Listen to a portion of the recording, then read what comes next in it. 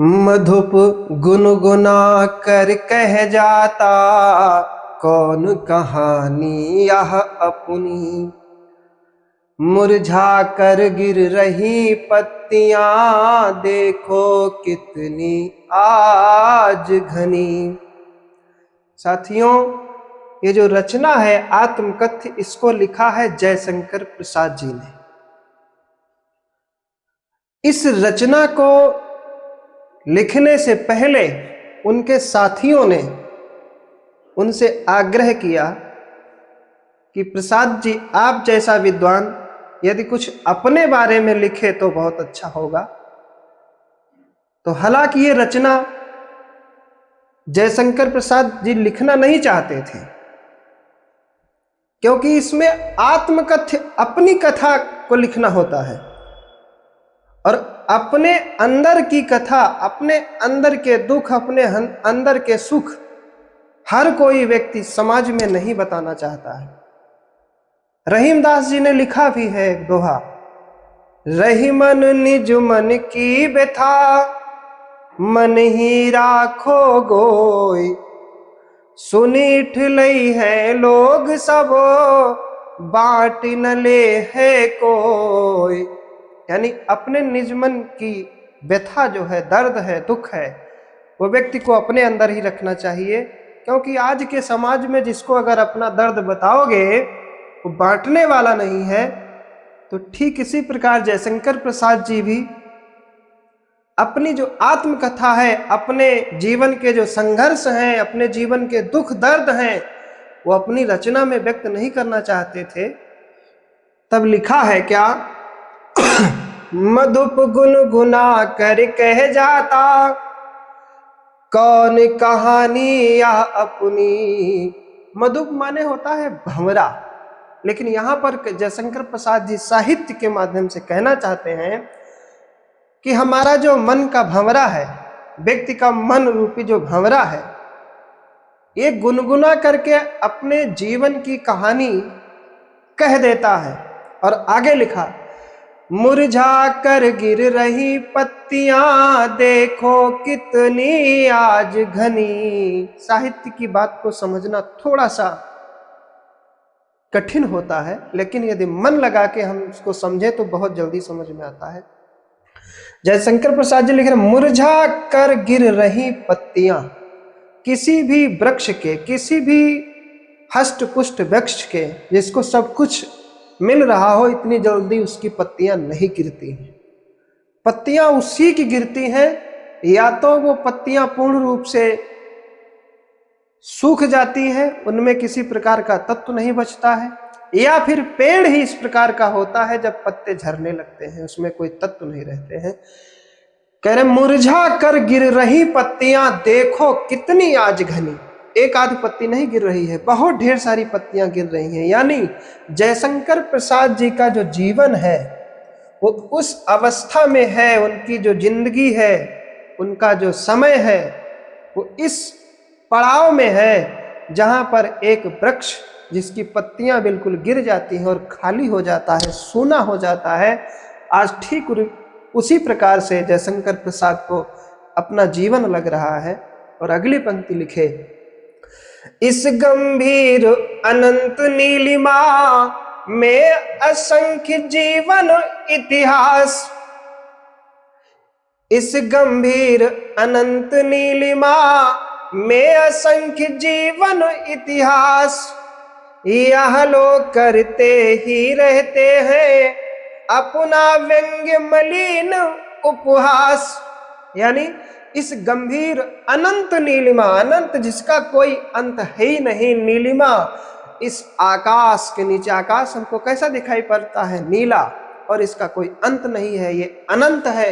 लेकिन इसके नीचे असंख्य लोग हैं जिनका जीवन और इतिहास लिखा गया है, जो जीवन अपना व्यतीत कर रहे हैं, जिनका इतिहास इसी आकाश के नीचे, अनंत आकाश के नीचे पल रहा है। और आगे लिखा, यह लोग करते ही रहते हैं अपना व्यंग्य मलिन उपहास। मलिन ये शब्द है, मलिन माने होता है गंदा, दूषित, उपहास हंसी मजाक, यानी इसके नीचे न मालूम कितने ऐसे लोग हैं जो एक दूसरे की बात को सुन करके व्यंग्य करते रहते हैं। वो भी व्यंग्य ऐसा नहीं, दूषित और उपहास यानी गंदा मजाक करते रहते हैं, हंसी का पात्र बनाते रहते हैं। तो फिर ऐसे में बताओ, जयशंकर प्रसाद जी जैसा विद्वान अपनी बात को दूसरे को बता करके क्यों मजाक बनाएगा। आगे लिख रहे हैं, तब भी कहते हो कह डालूं दुर्बलता अपनी बीती। अच्छा, जब ये रचना लिखे हैं जयशंकर प्रसाद जी, तब इनके जो जीवन साथी, इनकी जो धर्म पत्नी थी, वो इस दुनिया को छोड़ के चली जा चुकी हैं। और जिसका जीवन साथी न हो उसका जीवन काटना आज के दिन बहुत दुखदाई होता है। लिखते हैं, तब भी कहते हो कह डालूं दुर्बलता अपनी बीती। फिर भी यदि कहना चाहते हो तो दुर्बलता माने होती है कमजोरी, अपनी बीती अपने अंदर की जो कमजोरी है, फिर भी कहते हो कि हम कहें, व्यक्त करें, लिखें। आगे लिखा, तुम सुनकर सुख पाओगे, देखोगे यह गागर रीति। गागर रीति माने खाली घड़ा। तुम सुनकर सुख पाओगे, अगर मैं अपना दुख, अगर मैं अपनी दुर्बलता आपको बता भी देता हूं तो आपको सुनकर के क्या होगा, सुख पाओगे।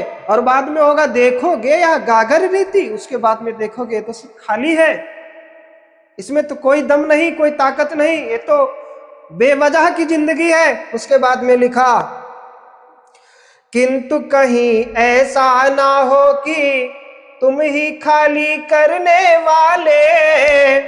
और इसके अंदर की जो बातें हैं उसको खाली देखने वाले, उसमें कुछ नहीं है ऐसा देखने वाले। कह रहा, किंतु कहीं ऐसा ना हो कि तुम ही खाली करने वाले, अपने को समझो मेरा रस ले अपनी भरने वाले। कह रहे जयशंकर प्रसाद, किंतु कहीं ऐसा न हो जाए कि तुम लोग ही खाली करने वाले, अपने को समझो। किसको समझो? अपने को, यानी हमारा जो अंदर का भाव है उसमें जो खालीपन है उसको खाली करने का दोष कहीं आप लोग अपने को न समझने लगो।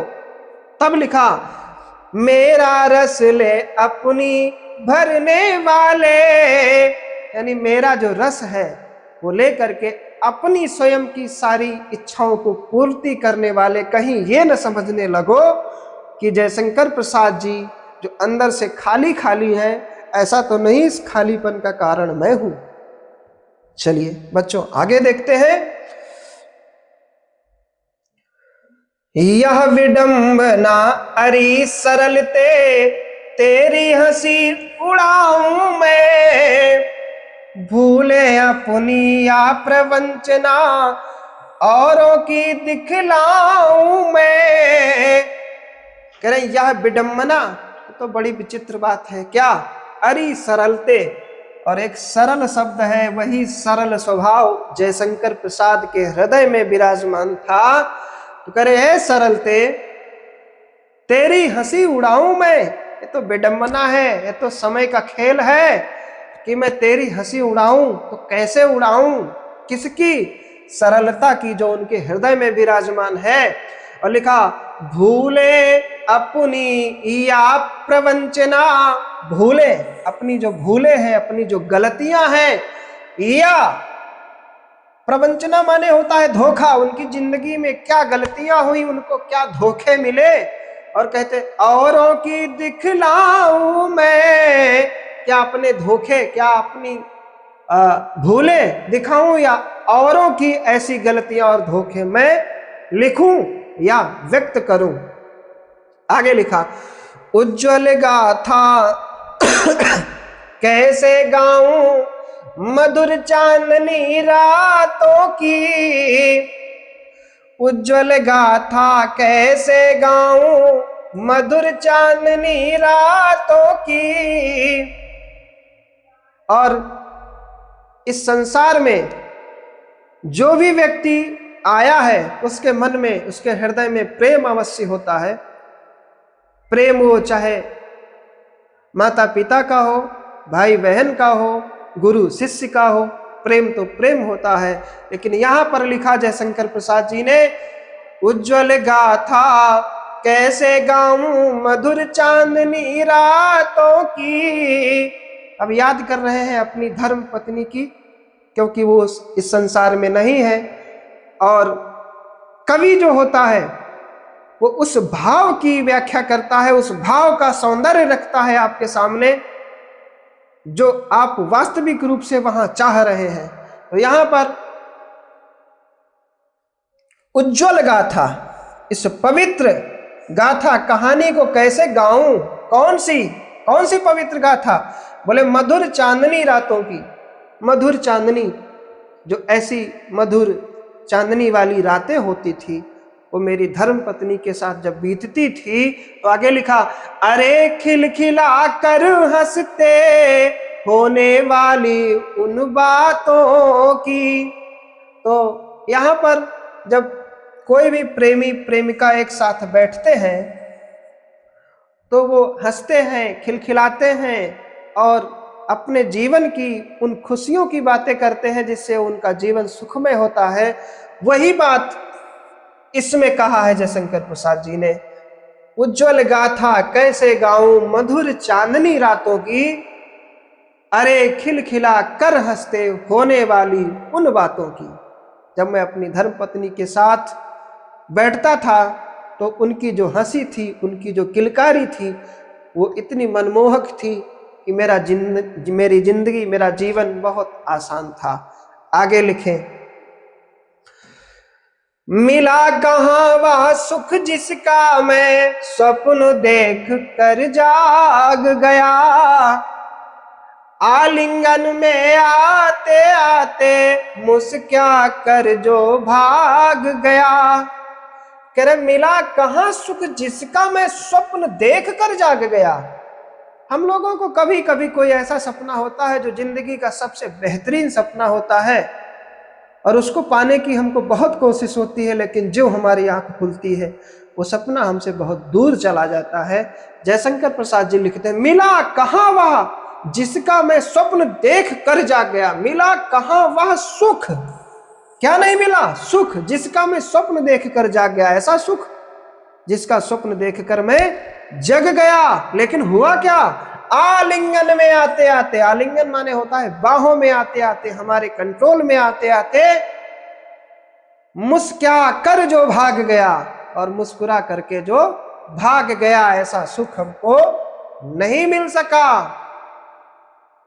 आगे लिखा, जिसके अरुण कपोलों की मतवाली सुंदर छाया में अनुरागिनी उषा लेती थी निज सुहाग मधुमाया में।